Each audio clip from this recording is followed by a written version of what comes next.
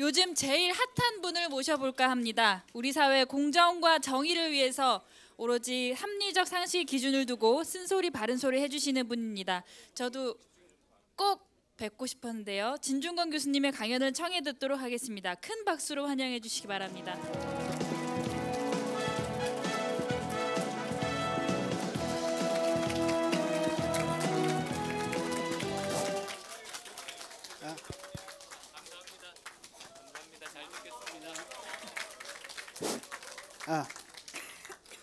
안녕하세요. 반갑습니다. 안 반가운가 봐. 나만 반가운가 봐요.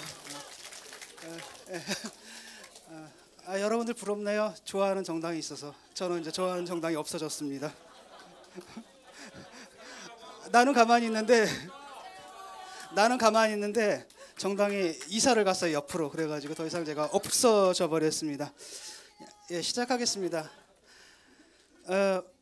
흔히 제 별명이 모두까기라 그러더라고요. 근데 이게 좀 이상한 게 저는 이게 정상이라고 생각을 하거든요. 제가 이게 정상이고 모두까기 안 하는 게 비정상이라고 생각하는데 아무래도 한국 사회가 워낙 진영 논리에 사로잡혀 있다 보니까 정상이 비정상으로 보이는 것 같습니다. 물론 우리는 어떤 순간에는 진영에 속해서 싸울 수밖에 없어요. 하지만 그 순간조차도 나는 진영에 동원되는 존재가 아니라 그 진영들을 심판하는 존재가 되어야 된다. 이게 제 생각이고 이게 건전한 시민사회의 상식이라고 생각합니다. 사실 제가 요즘 노이즈를 좀 일으키고 있는데요. 원래 원해서 했던 건 아니고 저도 불려 나왔습니다. 3년 전에 제가 이제 논객 은퇴하고 스스로 붕대 감고 미이라가 됐는데 저들이 불러내더라고요. 그래서 나왔습니다. 사실 제가 관심 있는 것은 공정과 정의를 다시 세우는 것, 여기에 관심이 있고요. 그것을 위해서 제가 지금 글질을 하고 있습니다. 제가 누구를 저격하고 비판하고 이게 핵심이 아닙니다. 물론 그렇다고 안 하는 건 아니겠지만요. 그래서 논객의 임무로서 저는 지금 저 사람들이 사용하고 있는 프로파간다 머신을 마비시키는 거 예컨대 있죠. 선동하는 사람들 거기에 이제 주력을 하고 있지만 제가 하는 일에서 중요한 것은 파괴적인 측면보다도 생산적인 측면들 또는 건설적인 측면에 좀 주목해 주셨으면 합니다. 제가 지금 한국 사회를 어떻게 진단하고 있는가, 그 문제점들을, 그다음에 그 문제를 어떻게 해결해야 하는가, 여기에 대해서 제가 던지는 그 메시지에 좀 주목해 줬으면 좋겠습니다. 근데 언론들은 되게 이제 깐다 이런 식으로 또 그렇게 프레임 짓는 걸 좋아하죠. 그래야 또 조회수도 오르는 모양입니다. 하지만은 그게 아니라 아까도 말씀드렸듯이 지금 논객의 임무는 잠수함의 토끼입니다. 남들은 느끼지 못할 때 산소 부족을 느껴요. 몸부림을 치는 겁니다. 근데 문제는 뭐냐면 저 사람들은 제가 몸부림 치는 걸 보고 저놈 또 지랄하네 이러겠죠. 근데 그게 아니라 이 사회의 어떤 부정적 상태를 제가 지적을 하고 있는 거고요. 그것을 다시 바로잡아야 된다라는 얘기를 지금 하고 있는 겁니다. 제가 대책은 별거 없습니다. 무너진 정의 다시 세워야 된다. 바로 그 얘기를 하려고 이 자리에 나왔습니다. 기억나실 겁니다. 기회는 평등할 것이다. 과정은 공정할 것이다. 결과는 정의로울 것이다.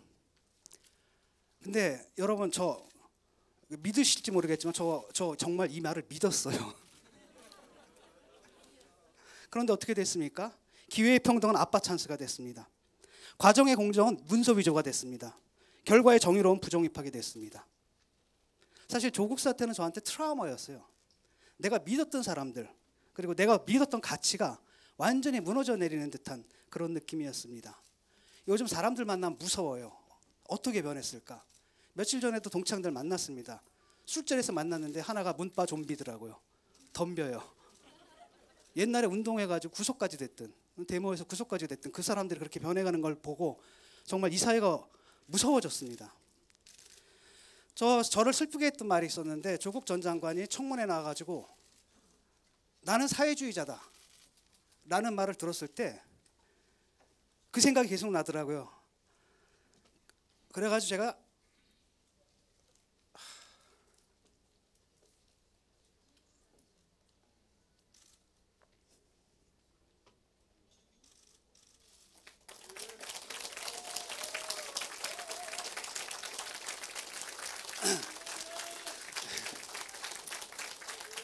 요즘은 나이가 드니까요.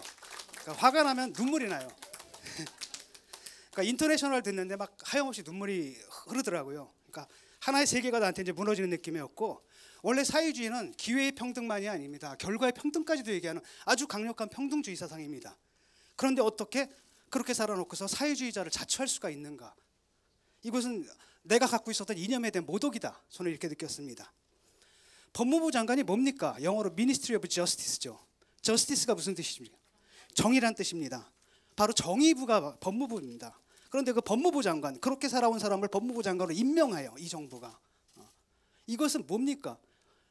자기 모순이 아니겠습니까? 말도 안 되는 거죠.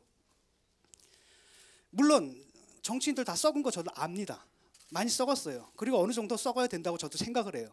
그리고 정치인들 어느 정도 거짓말하는 거 용인합니다. 왜냐하면 그 정치인은 자기 얘기를 할 뿐 아니라 동시에 자기를 대변하는 유권자들을 대변해야 되기 때문에 저는 어느 정도 정치인들이 말을 바꾸는 거 어느 정도 허용을 합니다. 문제는 뭐냐면 이런 거죠. 과거에는 진보든 보수든 잘못을 했으면 일단 머리 숙여 사과부터 했습니다. 기억나시죠? 이 사람들 적어도 진보든 보수든 이 정의의 기준, 윤리의 기준, 도덕의 기준 자체는 건드리지 않았습니다. 거기에 못 미치는 자신을 탓했죠. 아니, 탓하진 않아도 적어도 탓하는 척은 했죠. 이 정권 들어와서 어떤 일이 생겼느냐? 잘못을 합니다. 잘못만 하는 게 아니에요. 기준 자체를 바꿔버려요. 기준 자체를 바꿔가지고 정의의 기준 자체를, 도덕의 기준 자체를, 법의 기준 자체를 바꿔서 자기들이 잘못 안 한 상태를 만들어버려요. 이게 저들이 지금 하는 짓입니다. 그러다 보니까 이 사회에 로고스와 에토스가 무너집니다. 로고스는 이성이죠. 에토스는 윤리입니다. 정치라는 게 시민들을 갖다 더 이성적인 존재로, 더 윤리적인 존재로 만들어야 되는데 오히려 그 정치가 사람들을 이성이 없는 좀비로 만들어버리고요.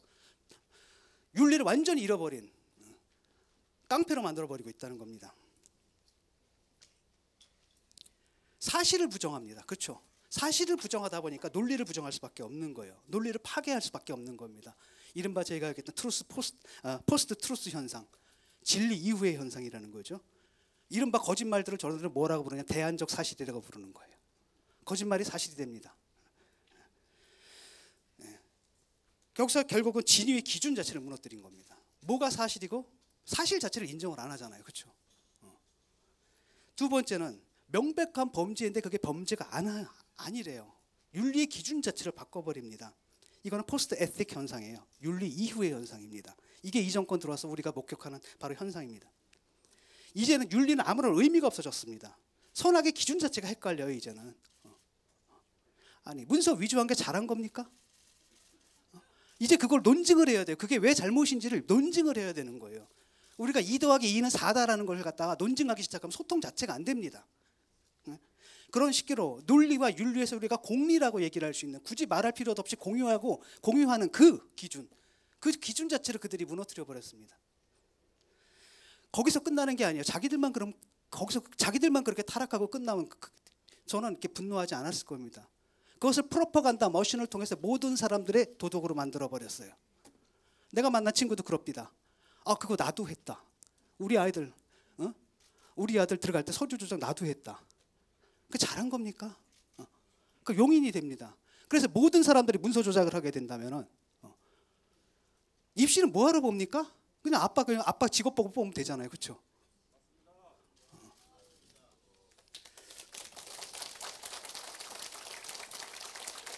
그래서 불법과 편법과 부도덕이 새로운 정의가 돼버렸어요. 이 사회에서는. 저 사람들은 어떤 사람들이냐면 선악의 피 안에 사는 사람들이에요. 진위의 피 안에 사는 사람들입니다. 니체가 말한 초인이에요. 그리고 우리들은 범인들이죠. 도대체 왜 그랬을까 생각해봤어요. 어떻게 이런 일들이 벌어질 수 있을까? 옛날에 운동권이 두 주류가 뭐였습니까? 이른바 PD와 NL이었잖아요. 저는 이제 PD 쪽에 속했습니다. 아마 조국 씨도 그랬을 거예요. 이분이 자기를 뭐라고 불렀죠? 아까 사회주의자라 그랬잖아요. 아직 그 짓을 하면서 자기가 사회주의자라고 생각을 해요. 이 허위의식. 그러니까 실제로 저는 그럴 거라고 믿어요. 두 번째는 뭐냐면 그 얼마 전에 저 종로에 전셋집까지 얻었다가 도망간 분이 있죠. 무슨 일인지 모르겠지만, 근데 그분이 뭐라고 얘기했습니까? 아, 그 일 그만두고 자기 통일운동에 매진하겠대. 그러니까 아직도 자기가 통일운동가라고 생각하는 거죠. 그분들은 아직도 자기가 운동을 하고 있습니다. 자기들은 아직도 개혁가고요, 아직도 혁명가고요, 아직도 운동가고요. 그래서 아직도 순결한 거예요. 그런 순결한 내가 잘못할 수가 없는 거죠. 그럼 잘못했다라고 한다면 그럼 그건 도덕의 기준이 잘못된 거예요. 그 도덕의 기준을 바꿔야 되는 겁니다. 내 자신을 지키는 게 바로 개혁을 지키는 거고요, 혁명을 지키는 거고요, 운동을 지키는 거예요. 그렇게 생각한다라는 겁니다. 한마디로 돈키호테 현상이죠. 돈키호테는 자기가 쓴 소설과 현실을 구별 못하잖아요. 현실의 돈키호테는 아주 비루한 존재입니다. 하지만 그의 머릿속의 자신은 뭐예요? 정의의 기사죠. 그들이 그렇습니다. 거기서 끝나면 돼요. 괜찮습니다. 돈키호테 하나 정도 있는 건 나쁘지 않아요. 우리 구경하면 되잖아요. 문제는 이 돈키호테가 모든 사람들을 다 산초 판자로 만든다는 겁니다. 이 주관적 창란이 프로파간다 마신을 통해 가지고 그 다음에 그 어용 지식인과 어용 언론과 그 수많은 어용들이 있죠. 어용들 협력을 통해 가지고 대중의 의식에 주입돼서 대중들의 세계 자체를 만들어 버린 겁니다. 그래서 이 사람들이 몽땅 다 서초동에 가죠. 사랑해요 정경심. 부도덕이 도덕이 되고요, 불의가 정의가 되고 불법이 합법이 되는 이런 가치전도 현상, 이건 인문학자인 저로서는 참을 수가 없습니다. 왜냐하면 이건 인문학이 하고자 하는 일을 정면으로 거스르는 거고 완전히 반대되는 일이기 때문입니다. 입시 부정은 당연히 정의를 무너뜨리는 행위죠. 사모펀드니 뭐 이런 것들은 뭡니까? 불법이잖아요. 그렇죠? 차명 투자는 편법이잖아요. 한마디로 법을 무시하는 거, 법을 무너뜨리는 행위 아닙니까? 그걸 갖다 법무부 장관 그 가족이 한 거예요. 그런데 어떻게 법무부 장관이 될 수가 있어요? 이게 상식적으로 말이 됩니까?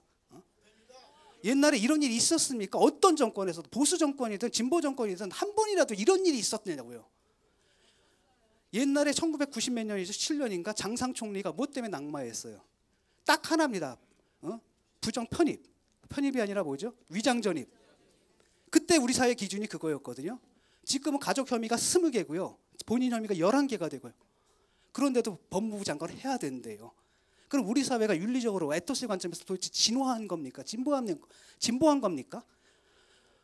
우리 진보주의자들은 항상 어떻게 생각하냐면 사회가 항상 시간이 흐를수록 더 나아진다는 이런 믿음을 갖고 있었습니다. 근데 그 믿음이 깨져버린 거예요.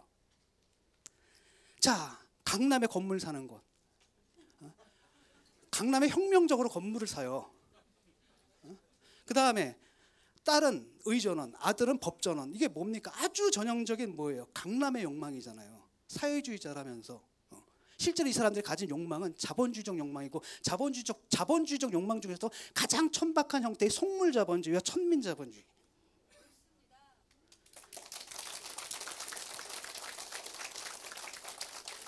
저는 이런 사태에 대해서 분노합니다. 제가 진짜 분노했던 건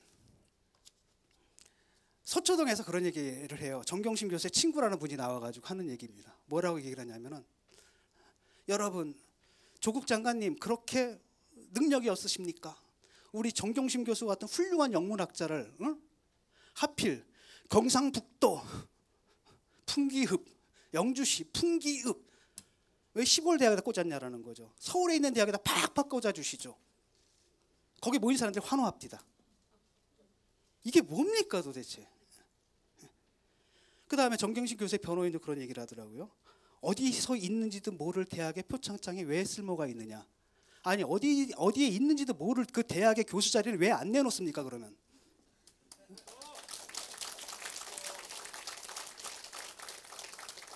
그들에게 지방대학은 수치스러운 거예요. 그러나 교수는 괜찮은가 봐요. 민주당 사람들도 마찬가지입니다. 어디에 있는지도 모를 대학 이런 식으로 지방 멸시하고 말이죠. 차별하고. 이게 개혁 정권입니까? 이들에게서 저들이야말로 정말 철저한 학벌주의자구나. 이걸 저는 깨달았습니다. 그리고 저는 이제 이번에 아주 좋은 경험을 했는데, 제가 지방대학에 있었잖아요. 그러다 보니까 솔직히 저는 그 국회의원들 300명 있어도 정말 그냥 그렇거든요. 내 이름도 기억 못해요. 아무것도 아니죠. 그래서 저거 왜 하나 싶었거든요. 근데 그게 아니라 제가 의리되다 보니까 현장에서는 그 권력이 엄청납니다. 그래서 저렇게들 다 저걸 하려고 하는구나. 제가 정말 보면서 저들의 그 갑질이라는 거 있잖아요. 갑질이라는 걸 옆에서 지켜봤습니다. 그걸 갖다 제가 당했어요. 그전엔 저는 프리랜서였기 때문에 저는 그냥 마음에 안 들면 헤어져요. 딱 마음에 안 들면 얘 위고함입니다. 우리 보지 맙시다. 안 봅니다. 그런데 제가 이번에 이제 대학에 속해 있고 직장인이고 이러다 보니까 조직 거기에는 수많은 사람들이 뭡니까 동료들의 밥줄이잖아요. 등등등등. 내가 마음대로 말을 못 하잖아요. 그런 가운데서 그걸 옆에서 지켜보면서 와, 이 권력이라는 것에 힘을 갖다 처음 깨닫게 됐습니다. 근데 이 사태에서 제가 가장 가슴이 아픈 건 뭐냐면은 피해자가 가해자의 편을 드는 거예요. 야마모토 타로라는 사람, 일본의 정치인 있죠. 그분도 막 연설하다 울더라고요. 어떤 사람이 성중 중에 하나가 위선자라고 외치니까 이 사람이 뭐라 그랬냐면 저분은 자기가 피해자인데도 가해자 편을 들고 있다. 난 그게 가슴이 너무 아프다. 나 그 말에 너무 공감을 해요. 이게 사실 어디서 나타나는 현상입니까? 사이비 종교에서 나타나는 현상이잖아요. 거짓말을 누군가 하잖아요. 왜 하겠습니까? 이유가 있습니다. 뭔가 이익이 있기 때문에 거짓말하는 거예요.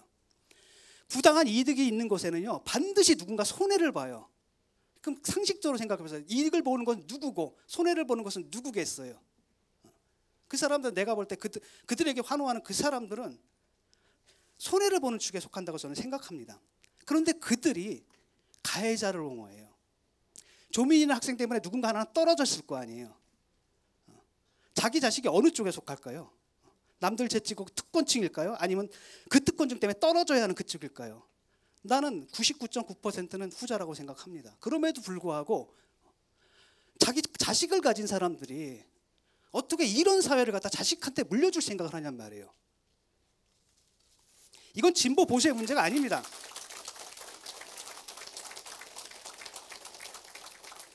그것도 여당과 야당의 문제도 아닙니다. 그리고 선거에서 이기냐 지느냐의 문제도 아닙니다. 제발 당락에서 벗어났으면 좋겠습니다. 저는 일단 사회를 배려해야 된다. 제발 정치인들 여야 진보 보수 떠나서 기본적으로 우리는 사회를 책임지는 사람들이에요. 우리한테는 어떤 의무가 있냐면 이 사회를 더 낮게 만들어서 우리 아이들한테 물려줄 그런 의무가 있는 겁니다.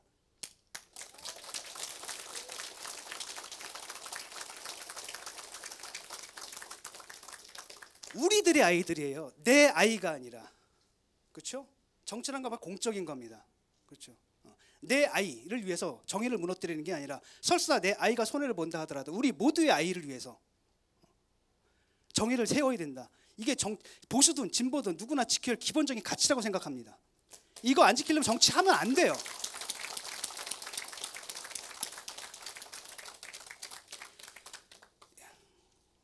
사회를 배려해야 됩니다. 누구든지 여러분들 한번 생각해 보십시오. 이 사회라는 것이 유지되려면 뭐가 있어야 됩니까? 게임의 규칙이라는 게 있어야 돼요. 안토니오 이노키하고요 무하마드 알리가 말도 안 되죠. 같이 경기를 한다 할지라도 링에서는 같은 규칙을 공유해야 되는 겁니다. 그런데 그 규칙들을 깨요. 그러니까 결국 뭐가 되냐면 내로남불이 되는 겁니다. 내가 하면 로맨스고 너희들이 하면 불륜이고 한 사람이 같은 말을 갖다가 했던 말을 다음 날 일어나면 또 다른 말을 해요. 그때 기준이 바뀌어 버립니다. 이런 사회 자체가 유지될 수가 없는 거죠. 그리고 무엇보다도 자신을 배려해야 된다고 생각을 합니다. 저는 정치의 목적은 두 개라고 생각을 해요. 사회에 대한 책임감, 그다음 바로 자기 자신에 대한 책임감. 누가 대신 배려해 주는 거 아닙니다. 자기 자신은 자기가 배려해야 되는 겁니다. 저는 정치를 왜 했느냐. 사실 아리스토텔레스는 어떻게 보면 정치 철학적으로 보면 상당히 보수적인 사람입니다. 난 그 사람 말에 동의를 해요. 아리스토텔레스가 뭐라고 얘기했냐면 인간은 정치적 동물이다. 존 폴리티콘이라고 했죠. 거기서 정치적이란 말은 폴리스예요. 폴리스 안에 있는 존재들입니다. 폴리스 밖에는 신들과 동물들이 있어요. 폴리스 안. 다시 말하면 인간은 폴리스 안에서만 비로소 인간이 될 수 있는 거예요. 분명히 개인주의 사상은 아니죠. 그러니까 인간은 정치를 참여하는 그 행위를 통해서만 비로소 다른 동물들과 구별되는 인간만의 종적인 특성들, 바로 논리라든지 윤리라든지 이걸 갖출 수 있다. 이게 아리스토텔레스 사상입니다. 저는 거기에 깊이 공감합니다. 제가 정치에 관심을 갖고 그렇게 열심히 참여해오고 정치인은 아니지만 그 누구보다도 정치에 대해서 많은 발언을 하고 했던 것은 바로 정치가 갖고 있는 시민사회에 대해서 정치가 갖고 있는 이런 중요한 의미 때문이었습니다. 사람들을 더 똑똑하게 만들어야 돼요. 로고스입니다. 정치를 통해 가지고 무엇이 옳은가, 무엇이 그른가, 어떤 게 참인가, 거짓인가, 수많은 토론과 논쟁과 대화를 통해 가지고 사람들을 훨씬 더 똑똑한 존재로 만들어 버려야 돼요. 아, 저 사람 정말 정치에 참여하더니 완전히 달라졌구나. 정말 스마트해졌네. 이렇게 만드는 것이 정치의 목적이라고 생각합니다. 에토스, 윤리적이어야 돼요. 저도 윤리적인 사람 아닙니다. 저도 나쁜 짓 안 보는 데서 나쁜 짓 해요. 담배꽁초도 가끔 버리고 말이죠. 안 볼 때 그냥 신호등 슬슬 위반하고 건너기도 하고. 그럼에도 불구하고 일단 그건 나쁘다는 건 알아요. 어쨌든 그렇게 살던 존재가 하다 보니까 그런데도 그럼에도 불구하고 이거 담배꽁초를 버려서는 안 되는구나. 아무도 없다 하더라도 그곳에서도 신호등을 지켜야 되는구나. 그렇게 변해가는 거 있잖아요. 점점 더 윤리적인 존재로 변해가는 것. 대화를 통하면 그렇죠. 상대를 비판하게 되고 상대를 비판할 땐 공약의 부담이란 걸 져요. burden of commitment. 내가 얘기를 했기 때문에 나는 지켜야 되는 거예요. 그러는 과정 속에서 남한테 했던 그 비판이 자기한테 돌아와서 자기를 갖다 좀 더 누구보다도 엄격한 기준을 자신한테 들이대면서 사람을 갖다 좀 더 윤리적인 존재로 만들어버리는 것. 저는 이것이 정치의 목적이라고 생각합니다.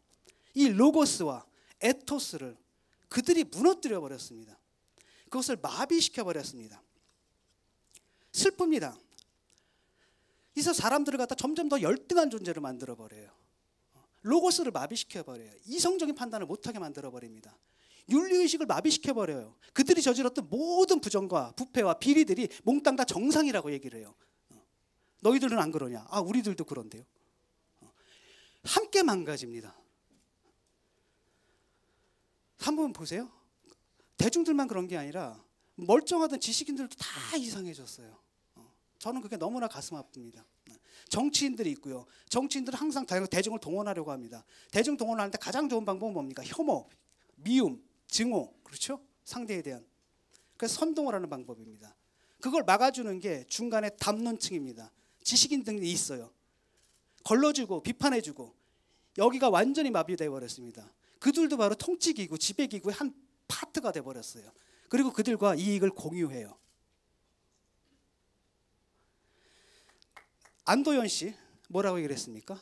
연탄재 발로 차지 말라고 하더니 연탄재 볼 일도 없을 어떤 강남 사모님을 위해서 강남의 꿈을 무시하지 말라고 합니다. 강남에 아파트 사는 꿈이 왜 죄냐고 묻습니다. 누가 그거 죄라 그랬습니까? 강남에 아파트 사는 꿈 꾸세요. 다만 그 꿈을 합법적인 방법으로 실현하세요.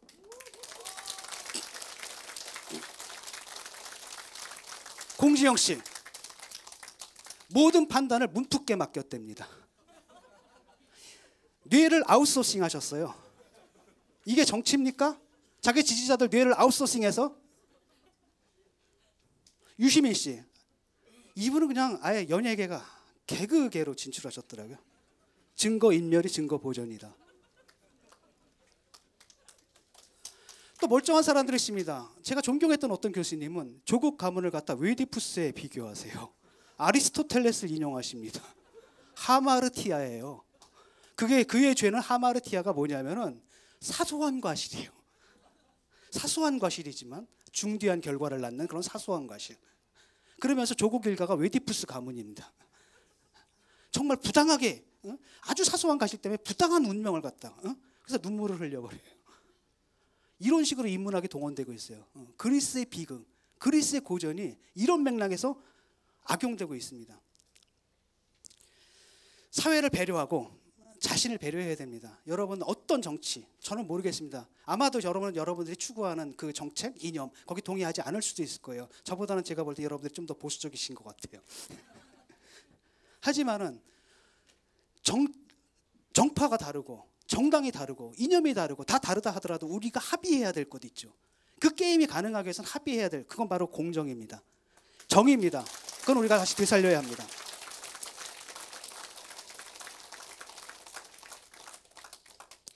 제가 화나는 건 이런 거예요. 저는 믿습니다. 저는 어떤 면에서 데카르트주의자예요. 모든 사람은 타고날 때부터 이성을 가지고 태어난다. 저는 모든 사람들은, 모든 시민은 태어날 때부터 로고스와 에토스의 능력을 갖고 태어난다고 생각합니다.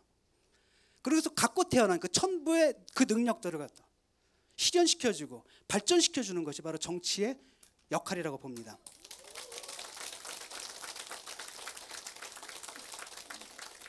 근데 저들은 다른 것 같아요. 저 사람들 시민들을 어떻게 생각하느냐? 자신들의 프로파간다에서 멍청하게 선동당하는 존재로 봅니다. 저들은 자신들의 정치 기획에 의해서 얼마든지 동원될 수 있는 그런 존재로 봅니다. 대중을. 그리고 그 얄팍한 이벤트에 의해서 감동당하는 그런 존재로 보는 겁니다. 그들은 대중을 믿지 않아요. 그들은 대중의 이성을 믿지 않습니다. 그들은 대중의 윤리의식을 믿지 않아요. 자기들에 의해서 얼마든지 선동당하고 동원당하고 조작당할 수 있는 그런 존재고, 그들을 그렇게 선동하고 조작하고 동원함으로써 자신들의 이익을 얼마든지 취할 수 있다라고 이렇게 믿습니다. 저는 대중들에 대해서 갖고 있는 이들의 이 의식이 너무 무섭고 너무 끔찍하고 너무 혐오스러워요.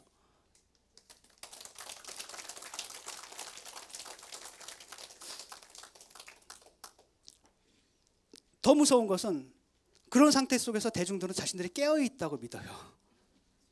이 사람들 잠자면서 나는 깨어있어 나는 깨어있어 잠꼬대를 해요. 잠꼬대만 하면 괜찮습니다. 가끔가다 잠자는 상태에서 일어나요. 그래서 옆에 사람들한테 덤벼듭니다. 그렇게 만들어버렸어요. 그러면서 저보고 엘리트주의자래요. 그들이야말로 엘리트주의자거든요. 대중들은 대중들에게 그래도 된다라고 생각하는, 또는 영원히 그럴 수 있다라고 믿는 그들이야말로 엘리트주의자라고 생각합니다. 저는 모든 시민한테 로고스, 에토스의 능력이 있다고 믿습니다. 모든 시민들이 자신이 갖고 있는 그 로고스와 에토스의 능력을 발휘해서 자기 스스로 판단하고 정당을 지지한다 하더라도 언제든지 정당이 자기 기준에서 벗어날 땐 비판할 수 있는 이런 시민들로 거듭날 수 있는 그런 능력들을 가지고 태어났다고 믿습니다.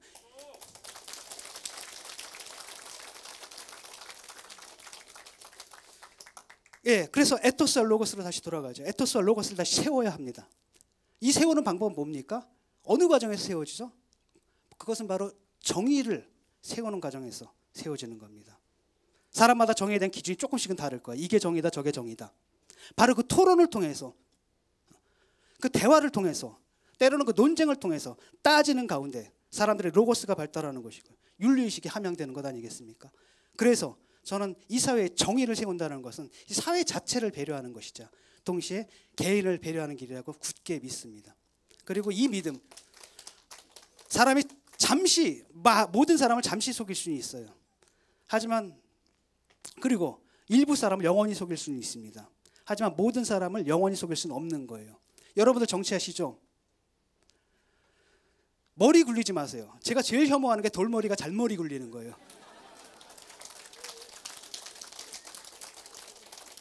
그들은 아주 교만하거든요. 세상은 그들의 좁은 머리보다 무한히 넓어요. 알겠죠? 바로 그렇기 때문에 잔머리 굴리지 말고 판단이 어려울 땐 간단합니다. 원칙을 지키세요. 원칙은 왜 존재하느냐? 바로 그럴 때 필요한 게 원칙입니다. 수많은 시행착오를 통해 가지고 우리가 세운 것이 바로 그 원칙이고, 그것을 누군가 어기려고 할 때는 뭔가가 잘못되어 가고 있는 겁니다. 그 원칙. 그리고 하나, 최선의 정책은 뭐냐? Best policy is 뭐예요? honesty입니다. 여러분 정직하세요. 감사합니다.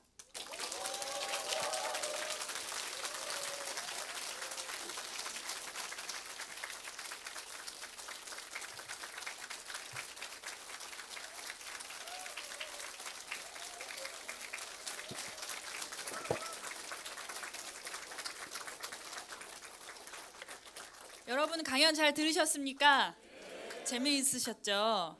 저희 시간이 굉장히 촉박해가지고 원래는 질문을 안 받으려고 했는데 교수님께서 무대에서 내려오시지 않으니까 질문을 받아야 될 것 같아요. 아니 그렇게 얘기했는데 질문 받기로. 저희 질문을 한 2개에서 3개 정도만 받도록 하겠습니다. 네, 저기 뒤에 서 계시는 분. 마이크를 가져다 드리겠습니다.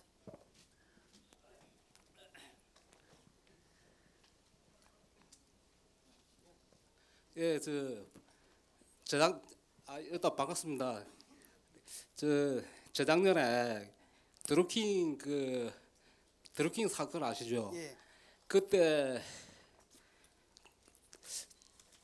진중권 교수님이 그때 드루킹 그 사건을 보고 그 드루킹하고 김경수하고는 아무 상관이 없는데 상관이 없고 더불어민주당도 아무 상관이 없고 문재인도 아무 상관이 없다고 그랬어요 그때. 지금도 똑같습니까? 아니요, 생각 바뀌었습니다.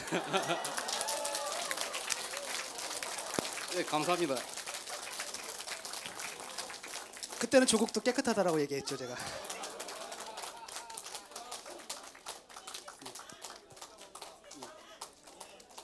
네, 또 질문 제가 받겠습니다. 그 사안에 대해서는 이번에 한국일보 연재 글을 썼거든요. 그 사안과 비슷한 뭐 지금 이 사안에 대해서 아마 그 얘기도 잠깐 나올 것 같은데 그 한번 참고해 주시기 바랍니다. 예.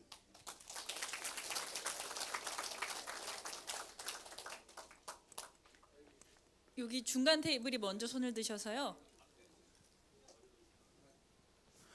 예, 교수님께서는 모든 사람이 다 정치적인 존재라고 말씀하셨습니다. 그리고 정치인은 어느 정도 거짓말을 할 수 있고 때를 물 수 있다고 그건 감내한다고 생각하셨습니다.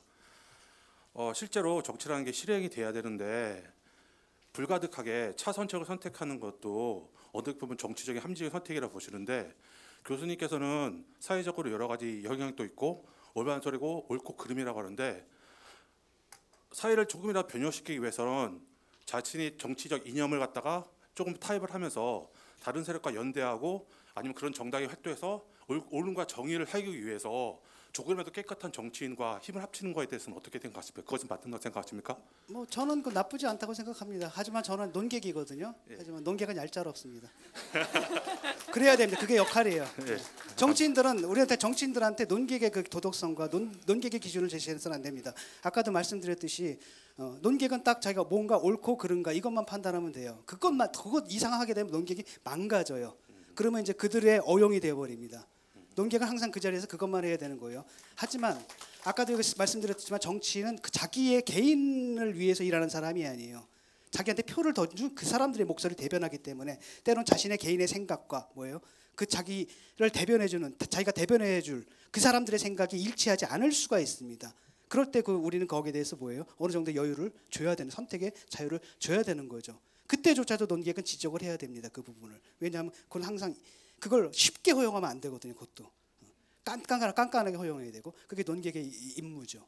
그런 식으로 모든 사람들이 자기 위치에서 자기 일만 하면 돼요. 그렇죠? 손석희 사장이 뭐라고 그랬습니까? 소는 누가 키웁니까? 소는 안 키우고 다 스테이크 먹을 생각만 하잖아요. 그게 문제라고 봅니다.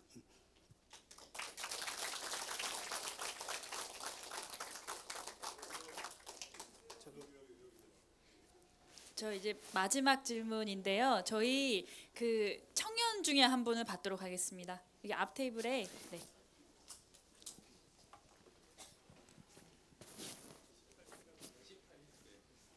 저희 오늘 참가자 중에 제일 최연소인 18세라고 합니다. 네, 꼭 질문드리고 싶은 게 있어가지고 마지막으로 손을 들게 되었습니다. 네, 지금 SNS나 인터넷에서는 가짜 뉴스들이 득세하고 또 그런 청소년들이나 어린 청년층에서는 무분별하게 받아들일 수 있는 약간 실제처럼 꾸며서 가짜 뉴스를 퍼뜨리는 경우가 많은데 혹시 청소년들이나 청년들한테 이거를 어떻게 가치 판단을 했으면 좋겠다고 조언해주고 싶은 내용이 있는지 한번 여쭤보고 싶습니다. 예. 흔히 저들이 이제 이렇게 말을 하잖아요. 그 모든 언론은 믿을 수가 없다. 데카르트적 회의죠 거의. 근데 그건 아닙니다.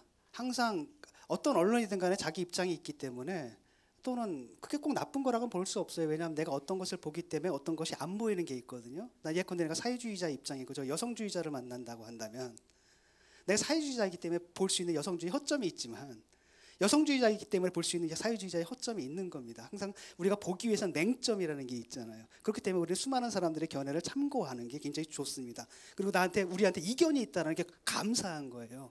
그걸 고맙게 여겨야 되는 겁니다. 근데 우리는 이견이 있으면 완전 존재를 말살하려고 들잖아요. 반박하려고 하는 게 아니라 그게 문제인 것 같고요. 보도가 나오잖아요. 그럼 가장 기본적인 게 바로 뭐냐면 뭘 생각해야 되냐면 크로스 체킹이에요. 저는 이제 한겨레 신문에 나오잖아요. 어떤 보도가 있다. 약간 미심쩍다 그러면 무조건 조선일보를 가서 봐요. 거기 보면 한겨레 신문에서 얘기하고 싶지 않은 게 있습니다. 조선일보에서 뭐라고 좀 얘기하는데 좀 이상하다 싶으면 다른 신문을 보세요. 그럼 거기서 감추고 있는 뭔가가 있습니다. 그런 식으로 크로스 체킹을 하는 거예요. 하나를 보고 당장 믿지 마십시오. 여러 개를 본 다음에 종합적으로 판단해도 늦지 않아요. 요즘 얼마나 좋습니까? 그냥 엔터 키만 누르면 다 나오잖아요. 그렇죠? 또 하나는 뭐냐? 항상 보게 되면 뉴스나 기사 같은 걸 보게 되면 이것은 누구의 의지인가를 생각을 해야 돼요. 이것은 누구의 이익인가? 항상 가치 중립적이거나 이해관계 중립적인 것에서 나오는 기사들은 없습니다. 바로 항상 거기에는 누군가 이익이 있고 이해가 없는. 예를 들어가지고 이런 거죠. 항상 그렇게 되면 색안경이에요. 모든 기사는 색안경입니다. 그걸 하셔야 됩니다. 그러면은 맨눈으로 세계를 볼 수 없느냐? 쉽게 말하면 우리가 근데 그 안경을 벗으면 세계가 안 보여요. 어쩔 수 없습니다. 모든 언론은 다 그런 식으로 어떤 부분은 감추고 어떤 부분은 많은 경우에 그것이 그 밑에는 어떤 경우에는 이익들이 막 깔려 있습니다. 그렇기 때문에 뭘 해야 되냐? 항상 크로스 체킹을 하십시오. 그리고 판단을 늦게 내리셔도 돼요. 항상 그 선동가들은 몇 가지 단서만 딱 던져준 다음에 자기들이 원하는 결론을 내리게끔 선동을 해요. 그렇죠? 그것을 반박하는 수많은 사실들인데 다 무시하고 딱 요것만 가지고 선동을 합니다. 그래서 여러분들이 선동당하지 않으려면 많이 봐야 됩니다. 절대 판단을 다 성급하게 내리지 마십시오. 판단. 그 히포크라스의 선서 있죠? 그 사람이 뭐라 했습니까? 인생은 짧고 의술은 길다. 시간은 도망가고 마지막 말이 뭔지 아세요? Judgment is difficult. 판단은 어렵다. 항상 판단 어렵게 내리십시오. 감사합니다. 교수님 지금 참석자들 눈에 아쉬움이 가득한데요. 한 질문 2개만 더 받아보면 어떨까요? 네. 그러면 이제 사실 여기 제일 오른쪽 테이블에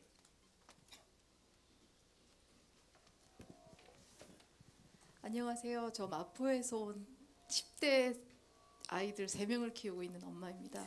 네, 아이들한테 정직하라는 얘기를 많이 해요. 그런데 교수님한테 한번 여쭤보고 싶어요. 아이들한테 어떻게 정직하라고 엄마가 충고를 해야 될지. 엄마는 충고를 거꾸로 하는 것 같은데 애가 정직해요. 아이들이 정직하다는 말씀이신가요?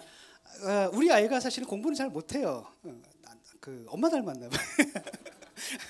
난 공부 잘했는데. 근데 내가 일화를 좀 얘기를 할게요. 우리 아이가 이제 고등학교를 3번을 시험 봐서 2군데 다 2군데 떨어지고 성적이 좀 안 좋아가지고 3번째 이제 붙어가지고 고등학교를 갔거든요. 그랬는데 어느 날 이제 고등학교에서 발표를 시키는데 독일에서는 항상 경쟁을 하기 위해서도 항상 협력을 시킵니다. 조를 짜서. 그러니까 참 좋은 것 같아요. 그래서 조를 짜가지고 나왔는데 그 우리 집에 잘 놀러 오는 애예요. 그 독일인데 와가지고 김치 있는 밥도 잘 먹고 아주 넉살 좋은 애인데 단짝입니다. 근데 이 친구가 계속 발표를 할 때 나눠서 발표를 하잖아요. 분량을. 자기 분량을 자꾸 침해한대요. 그래서 자기가 손해를 본다 그러더라고요. 점수에서. 그래서 내가 이제 아무 생각 없이 뭐라고 얘기를 했냐면은 그럼 파트너 바꿔. 그랬더니 우리 아이가 가만히 생각하더니 그건 안 되겠대요. 왜? 그랬더니 걔는 나 아니면 해줄 애가 없어. 근데 그때 딱 듣고 야 정말 애 잘 컸구나. 너무 반갑고 귀하더라고요. 그래서 애가 저는 사실은 근데 제가 반성을 한 게 바로 뭐냐면 그 순간에 아무 생각 없이 파트너 바꾸라고 얘기를 했잖아요. 저는 그렇게 교육시켰어요. 내가 다행히도 잘 커져가지고 너무 다행이고요. 저는 공부 잘하는 거 바라지 않습니다. 사회에 필요한 사람이 됐으면 좋겠어요. 그렇죠. 내가 입고 있는 옷 누군가 만든 거잖아요. 내가 먹는 법 농부들이 열심히 일한 거잖아요. 가끔가다 그런 생각을 해요. 나는 도대체 뭘 했나 그럼 사회를 위해서. 노이즈 일으키는 것 외에 뭐 했나. 오히려 나야말로 기생충이 아닌가. 뭔가 사회에 뭔가 유용한 일을 해야 되는데 요즘 그래서 그런 생각을 합니다. 다른 건 몰라도 정말 사회에 유용한 일을 하지 않으면은 어떤 일을 하든 간에 그 직업이 하다못해 예컨대 그 사람들이 저들이 무시하는 그런 직업들이 있잖아요. 그건 내가 볼 때 너무나 유용하거든요, 나한테.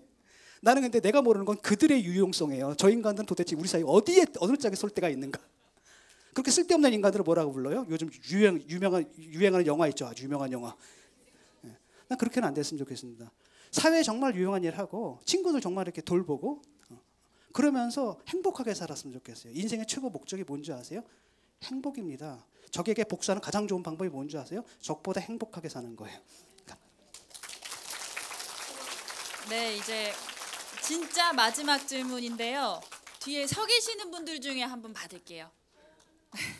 저쪽 뒤에 지금 2손 들고 계신 네. 네, 저기 그 질문이 아니고요. 저기 SNS로도 쓰기도 했는데 짧게 말씀드리자면 일단 오늘 여러 가지 어려운 상황에서 와서 좋은 말씀 해주셔서 감사하고요. 한 가지 부탁드릴게요, 진 교수님. 최소한 2022년 5월까지는 한국에서 계속 좀 남아서 지금 같은 역할 해주셨으면 감사하겠습니다. 이상입니다.